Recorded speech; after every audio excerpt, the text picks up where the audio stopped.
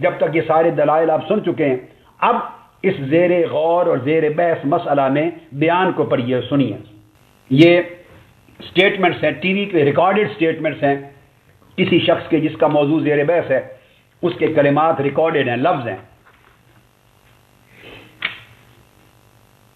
وہ کہتا ہے کہ 295C خدا کا بنایا ہوا قانون نہیں، یہ انسانی قانون ہے۔ یہ پھیکا لا ہے، انسانی قانون۔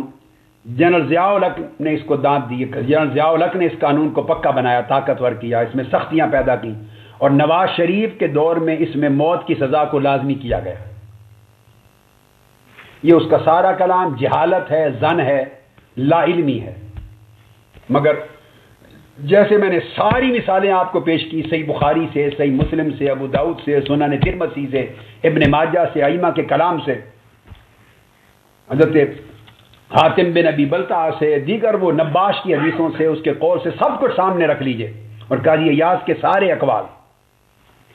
ہر ایک نے کہنے والے کے قول پر اعتماد کیا، اور کسی نے بحث نہیں کی اس بات پر کہ اس نے جو نیت ظاہر کی ہے، جو کہا ہے، جھوٹ بولا ہے۔ اس پر وہ کہتے ہیں اللہ پہ چھوڑ دیں، یہ اگر جھوٹ بولا ہے تو قیامت کے دن اللہ مواخذہ کرے گا، اس کو جہنم میں ڈالے گا۔ اللہ عالم الغیب ہے، اس سے مخفی نہیں ہے۔ مگر ہمارے لیے حکم جو وہ کہہ رہا ہے اس پر اعتماد کرنا، حکم ظاہر قول پر ہے۔ آپ نے ہر کتاب میں پڑھا، حکم سرائر پر نہیں، باطن پر نہیں، قصد و نیت کو آپ نہیں قرید کے بتا سکتے جب تک وہ خود نہ بتائے، خود بتائے معلوم کرنے پر نہیں، تو جو کہا اس کے قول کو مانا جائے گا، شریعت اسی پر فیصلہ کرتی ہے۔ وہ کہتا ہے یہ خدا کا قانون نہیں ہے، پھر اگلا جملہ، یہ انسانی قانون ہے، انسان کا بنایا ہوا قانون ہے۔ اگر بندہ اس انسان کے بنائے ہوئے قانون کے خلاف ہو اور اس میں تبدیلی چاہے تو وہ کہنے والا کہتا ہے تو اس کا مطلب یہ نہیں کہ وہ شخص کہہ رہا ہے کہ یہ جرم ٹھیک ہے، یعنی وہ گستاخی رسول کے جرم کو صحیح نہیں کہتا، اس جرم کو جرم سمجھتا ہے، اس انسان کے بنائے ہوئے قانون میں تبدیلی کرنا چاہتا ہے۔ یہ مولوی حضرات کوشش کر رہے ہیں یہ کہلوانے کے لیے اور یہ کہنے کے لیے کہ گویا میں یہ کہہ رہا ہوں کہ قانون میں ناانصافیت ہے، قانون میں ناانصافیت ہے۔ مولوی صاحبان یہ کوشش کہہ رہے ہیں کہ گویا میں یہ کہہ رہا ہوں کہ اس کا مطلب ہے میں رسول پاک کی بے حرمتی کے حق میں ہوں۔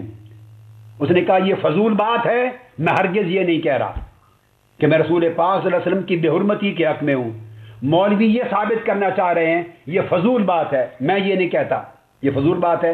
ہر ایک کے فتوے، ہر ایک کے خلاف یہ فتوے دیتے رہتے ہیں۔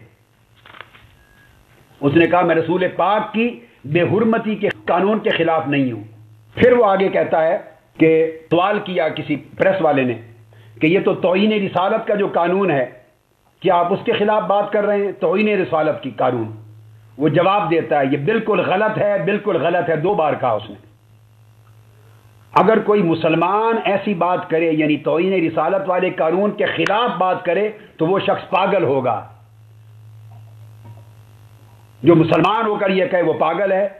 میں صرف یہ سمجھتا ہوں کہ یہ جو انسانی قانون ہے اس پر نظر ثانی کی جانی چاہیے۔ میں قطعاً توہین رسالت کے حق میں نہیں ہوں، یہ لفظ ہیں اس کے، میں توہین رسالت کے حق میں نہیں ہوں۔ پتہ نہیں لوگ مجھے ایسا کیوں سمجھ رہے ہیں کہ میں توہین رسالت کے حق میں ہوں۔ میں ہرگز توہین رسالت کے حق میں نہیں ہوں۔ میں نے کبھی نہیں آج تک ایسا کیا، اور نہ نعوذ باللہ کوئی ایسا کر سکتا ہے۔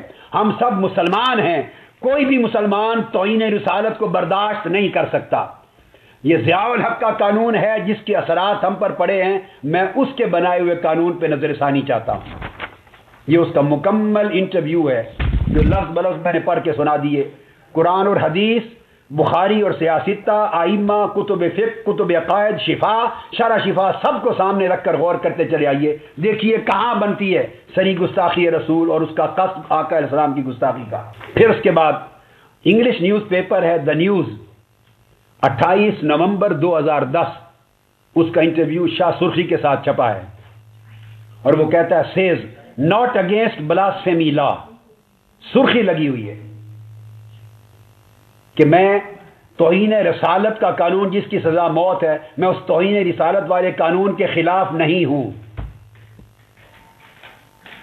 says, وہ کہتا ہے sections misused by people should be abolished. میں صرف یہ کہتا ہوں کہ اس قانون کی وہ شکیں جن کو لوگ غلط استعمال کرتے ہیں، وہ جو میں نے بتایا کرمنل پروسیجر کوڈ، ضابطہ جاتی طریقے، ایف آئی آر درج کرا کے جھوٹے پرچے کروانا، غلط استعمال کرتے ہیں، میں ان کا خاتمہ یا ترمیم چاہتا ہوں. پھر اس کا جملہ ہے he said he is not against the whole blasphemy law. یہ لفظ ہیں، وہ کامل اہانت رسول یا حرمت رسول کے تحفظ کے قانون کے خلاف نہیں ہے. However, the sections from this law which are used by some people for their interest should be abolished. اس قانون میں سے وہ شکیں جنہیں بعض لوگ ناجائز اپنے مفادات کے لیے یعنی طاقتور طبقہ استعمال کر لیتا ہے، ان میں ترمیم اور خاتمہ چاہیے. However, such section of the law should be abolished which some people used for their interest. I am not against the whole blasphemy law. میں جزوی طور پر اس قانون میں ترمیم چاہتا ہوں جو مس یوز ہوتا ہے، اس مس یوز ہونے کی شکوں کا خاتمہ چاہتا ہوں. میں کاملاً توہین رسالت کے قانون کے خلاف نہیں ہوں. ایک شخص بار بار اپنی زبان سے اس بات کا اعتراف کر رہا ہے کہ میں اہانت رسول اور حرمت رسول والے قانون کے خلاف نہیں ہوں، لوگوں کے مس یوز کی جانے والی شکوں کے خلاف. پھر اس کے بعد سٹاف رپورٹر ہے، یہ ریوٹرز کی باہر کے ملکوں کی انگلش رپورٹ ہے، اس میں بھی وہ کہتا ہے says blasphemy laws are being used to victimize minorities.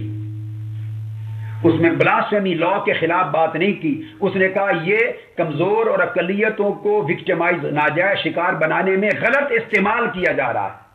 اب پاکستان میں کون سا قانون ہے جس کا غلط استعمال نہیں کیا جاتا؟ اب پھر آگے کہتا ہے، پھر وہ کہتا ہے اس میں کہ یہ ضیاء الحق کا کالا قانون ہے. وہ لفظ بولا روزنامہ دن صفحہ 23 2010 میں 23 نومبر روزنامہ دن، اس میں بھی کہتا ہے کہ یہ ضیاء الحق کا کالا قانون، اس کے تحت سزا ہوگی. آپ اس کے قول کو غلط کر سکتے ہیں، جو میں نے آپ کو ساری مثالیں دی، اس کا قول باطل ہو سکتا ہے، اس کا قول معصیت ہو سکتا ہے، جہالت ہو سکتا ہے، آپ اس کے قول کو مکاری کہہ سکتے ہیں، عیاری کہہ سکتے ہیں، دھوکہ دج فریب کہہ سکتے ہیں، جو چاہیں آپ کا جی کہہ دے. ہر بندہ اپنے مقام کے مطابق تجزیہ کرے گا، مگر قول اس کا یہ ہے کہ وہ اس نے شریعت محمدی کے قانون کو یا حرمت رسول کے قانون کا نام لے کر قانون کالا نہیں کہا، اس نے کالا قانون کا لفظ ضیاء الحق کا نام لے کر ضیاء الحق کے قانون کو کہا.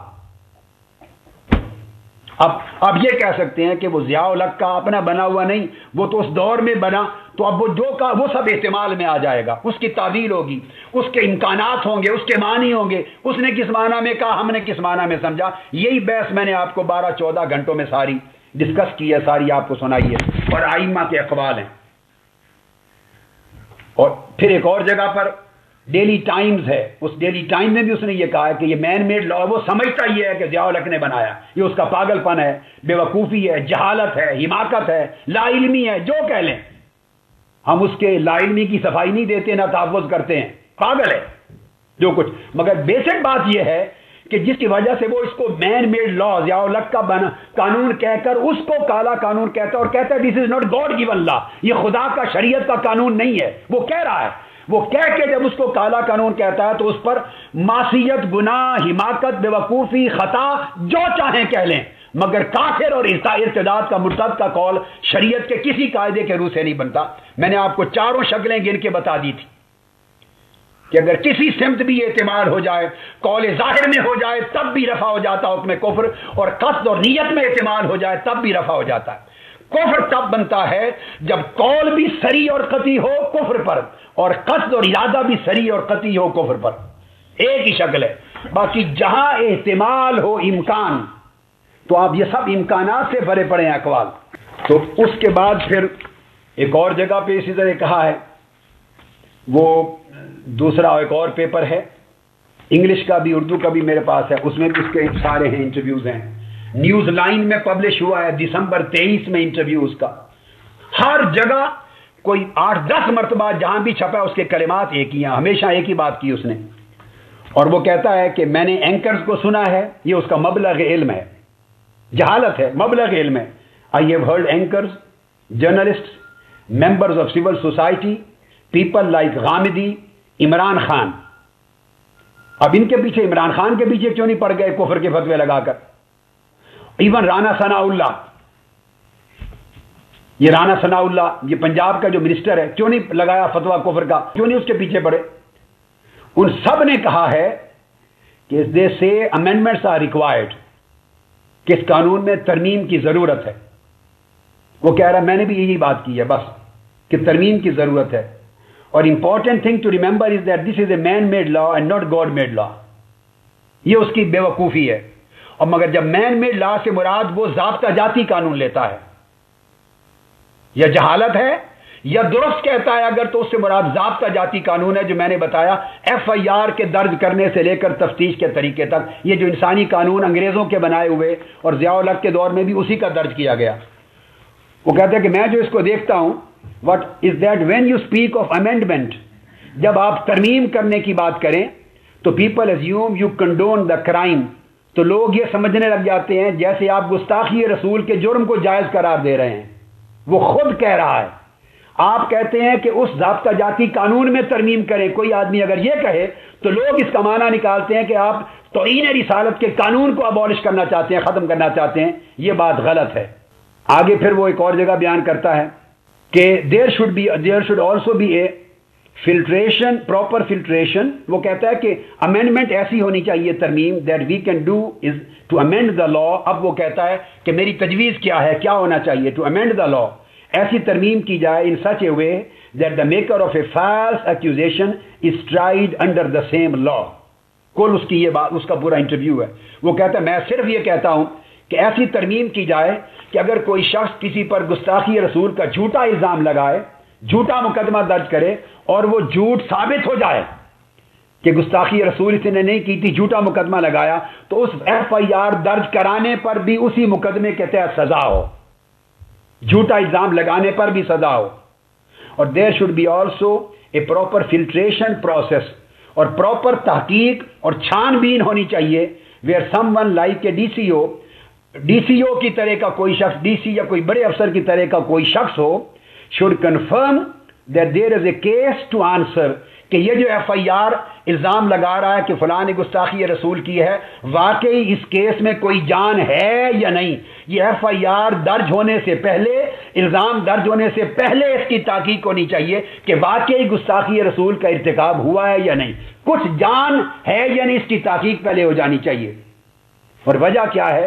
This will help ensure that pressure from Maulvis and fanatics does not result in the victimization of helpless people.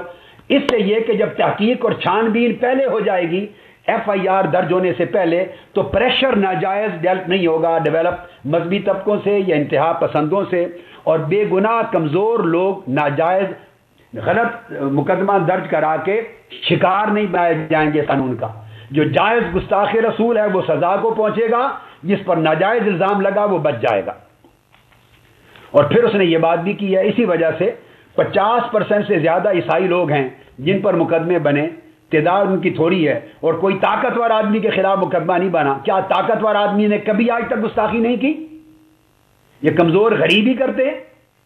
اس کے کہنے کا مطلب یہ ہے کہ غریبوں کے خلاف طاقتور لوگ کوئی اور سبب بھی ہو ذاتی لڑائی کے, تو گستاخی رسول کی بنیاد بنا کے مقدمہ درج کر کے پھنسا دیتے ہیں, اور طاقتور کے خلاف نہیں بن سکتا. میں کسی ایک کیس کی میں نہیں بات کر رہا, مجھے غرض نہیں ہے, میں ان جنرل بات کر رہا ہوں. یہ معاشہ ملک میں یہ آواز رہی ہے, اسی کی بات وہ کی ہے. اب وہ کہتا ہے کہ اس صورت میں ایک پولیس مین جب کیس رجسٹر کرے گا گستاخی رسول کا, اور جب سنے گا اور انویسٹیگیٹ کرے گا رجسٹریشن سے پہلے, تو وہ سوچے گا کہ واقعی اس کیس میں کوئی جان ہے یا نہیں, سچا الزام لگایا گیا ہے یا ذاتی جھگڑے کی بنیاد پر کسی کو جھوٹا پھنسایا گیا ہے. وہ سوچیں گے. ایسی ترمیم ہو کہ سچا کیس ہو تو گستاخی رسول کا پرچہ درج ہو سکے, جھوٹا الزام ہو تو نہ ہو سکے. یہ اس نے بار بار بات کی ہے. اور اسی طرح پھر اردو میں بھی پریس کانفرنس, سی این این کا ترجمہ ہے, سی این این نے نشر کی اس کی پریس کانفرنس جیل میں نومبر 2010 میں جیل سے آئی. اس میں بھی ہوئی, اس نے کہا کہ یہ ضیاء الحق نے بنایا, نواز شریف نے بنایا, یہ قرآن, یہ اللہ کا اور شریعت کا قانون نہیں ہے. اور اس میں یہی بات کی جو بات اوپر میں آپ کو بیان کر چکا ہوں. تو اس انٹرویو میں بھی اس نے اس شیخو پورا جیل سے یہی بات کی ہے. یہ اس کے کچھ سٹیٹمنٹس ہیں جو میں نے پڑھے ہیں, تمام سٹیٹمنٹس اس کے منگوا کر تو میں نے ان کو غور سے پڑھ لیا, اب یہاں میں پھر وہ دہراؤں گا وہ الفاظ، اگر یہ کل سٹیٹمنٹس ہے، اس کے علاوہ اس کا کوئی اور بیان نہیں، ہر جگہ یہی بیان ہے۔ اب ایمانداری سے بتائیے ان تمام بیانات سے شریعت کے وہ تخصیص معین کے 4 قواعد جو میں نے بیان کیے تھے، کسی ایک شخص کو الگ تخصیص کافر قرار دے کے واجب القتل کہنا، اس کے قواعد ہیں، شرائط ہیں، قیود ہیں، موانع ہیں جن کا امتناع ہے، اور وہ یہ کہ ظاہراً اس کا کلام اتنا قطعی اور اتنا صریح ہو گستاخی رسول پر، یعنی حضور کا نام لیا ہو، اس نے کہا حضور کی سنت کا قانون ہے میں نہیں مانتا، وہ کہے کہ میں تحفظ حرمت رسول کا قانون نہیں مانتا، یہ لفظ بولے یہ کالا قانون ہے، وہ کہے کہ حضور کی حرمت پر سزائے موت کے قانون کو نہیں مانتا، یہ ظالمانہ قانون ہے، خواہ اس کو قرآن اور حدیث نے کہا ہے میں نہیں مانتا، یہ کالا قانون ہے، خواہ رسول پاک نے اس پر عمل کروایا میں نہیں مانتا، معاذ اللہ یہ کالا قانون ہے۔ اگر وہ معاذ اللہ بدبخت کہے کہ 1400 سال پرانا ہے، آج زمانہ بدل گیا، میں رسول پاک کا قانون، شریعت کا قانون آج کے دور میں نہیں مانتا، کافر ہوگا، مرتد ہوگا، جہنم کا کتا ہوگا، اس نے حضور کی گستاخی کی، نام لے کر سری قطعیت کے ساتھ اور صراحت کے ساتھ، پھر اس کی نیت، اس کے قصد کا کوئی عذر قبول نہیں ہوگا۔ اور اگر اس کے پورے بیانات میں کہیں ایک دن بھی نہ رسول پاک کا ذکر آئے، اس میں پاک آئے، نہ حضور کی شریعت کا ذکر آئے، نہ حضور کی سنت کا وہ ذکر کرے، نہ قرآن کا ذکر کرے، نہ شریعت کا قانون کہہ کے رد کرے، بھلے وہ جھوٹ بول رہا ہے، چلو ضیاء الحق کا اور نواز شریف کا قانون کہہ رہا ہے، جھوٹ بول رہا ہے، مگر شریعت کا حکم قول ظاہر پر ہے، منہ سے تو یہ کہہ رہا ہے نا کہ ضیاء الحق کا قانون کالا قانون ہے، نواز شریف کا قانون کالا قانون ہے۔ ضیاء الحق اور نواز شریف کے قانون کو کالا قانون کہنے سے کوئی کہاں سے کافر بن گیا؟ نیت میں بے شک اس کے کوئی اور ہو، نیت اللہ جانتا ہے، عالم الغیب، نہ آپ جانتے ہیں نہ میں جانتا ہوں، نیت کی صفائی کوئی نہیں دیتا۔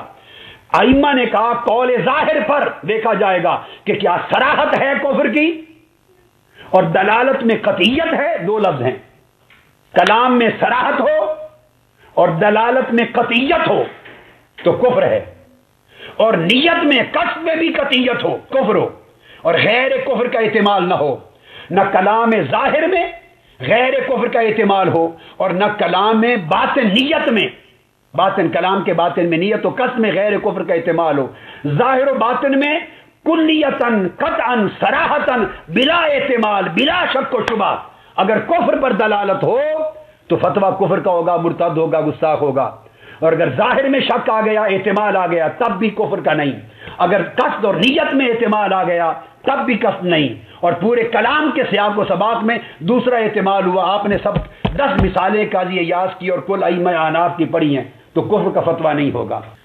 اب اگلی بات سنیے، یہ تو ایک پہلو، اب یہ دلیل بنانا کسی کا کہ مثلا کسی عورت پر مثال کے طور پہ مقدمہ ہو گیا تھا درج کہ وہ عورت پہ کفر کا فتویٰ لگ گیا اور اس کے اوپر اپنا عدالت نے سزا دے گی، گستاخی کی اور سزائے موت ہو گئی، اور کسی شخص کے بارے میں سوچنا کہ وہ جیل میں گیا اور کہا کہ میں اس کو بچانے کی کوشش کروں گا، اور پریس کانفرنس کی اس عورت کو بچانے کے لیے عدالت کا فیصلہ آ جانے کے بعد، تو بات سمجھ لیں، اب یہ اگر کسی نے عمل کیا تو اس عمل سے بھی کوئی کافر نہیں ہوتا، کوئی کافر بن جانا مذاق نہیں ہے، ہم نے تو ایک کھیل بنا لیا، مچھر کے پر سے بھی ہلکا بنا لیا کافر بنانا، اس کا عمل معصیت ہو سکتا ہے، ان کے منصب کے خلاف عمل ہے، ناروا کیا، ناجائز کیا، نہیں جانا چاہیے تھا، خلاف حکمت ہے، خلاف منصب ہے، حماقت ہے، گناہ کہہ سکتے ہیں، معصیت کہہ سکتے ہیں، بھائی گناہ کبیرہ کہہ سکتے ہیں، حرام کہہ سکتے ہیں،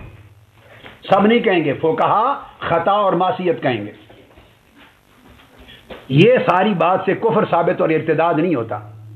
وہ عورت تھی، اس نے گستاخی کی، عدالت نے ثابت کر دی اور اس کو سزائے موت ہو گئی، اب اس کے ساتھ پریس کانفرنس کی یا اس کو انسانی بنیادوں پر اس کے بچانے کے لیے اپیل وغیرہ کی باتیں کی، میں نے آپ کو کہا یہ معصیت ہو سکتی ہے، اس کو گناہ کہہ سکتے ہیں، ناروا فعل کہہ سکتے ہیں، بیوقوفانہ، خلاف منصب، سب کچھ کہہ سکتے ہیں، مگر کفر اور ارتداد نہیں بنتا، نہ یہ گستاخی بنتی ہے یہ عمل، اس لیے کہ عورت کی سزائے قتل گستاخی پر اور ارتداد مرتد عورت کو سزائے قتل، یہ مسئلہ غور سے سنیے، خود مختلف فی ہے، بڑی توجہ سے سنیے، عورت گستاخی کرے، اگر عورت یا ارتداد کی مرتکب و مرتد ہو جائے تو یہ مسئلہ عورت کا مرتد ہو جانا خود مختلف فی ہے، اس پر اجماع امت نہیں ہے۔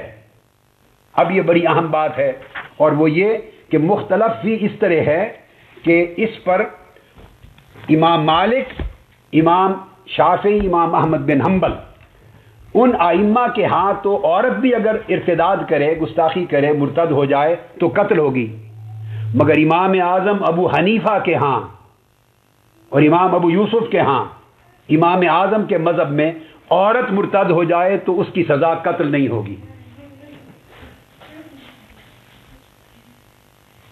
جب یہ مسئلہ مختلف فی ہو گیا، حنفیہ کے ہاں امام اعظم کے مذہب میں مرتدہ کا قتل نہیں ہوگا، یہ بات سمجھنے والی ہے، مرتدہ عورت کا قتل نہیں ہوگا، یہ امام اعظم کا قول، اس پر اجماع امت نہیں ہے، 3 مذاہب کا ہے امام اعظم کے سوا۔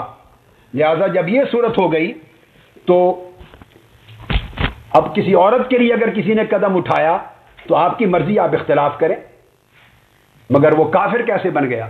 اس سے پہلے تو پھر ائمہ کے اوپر کفر کے فتوے لگے، جنہوں نے عورت اگر ارتداد کی مرتکب ہو تو اس پر قتل کی سزا ہی نہیں ہے، تعزیر ہے، قتل کی حد نہیں ہے۔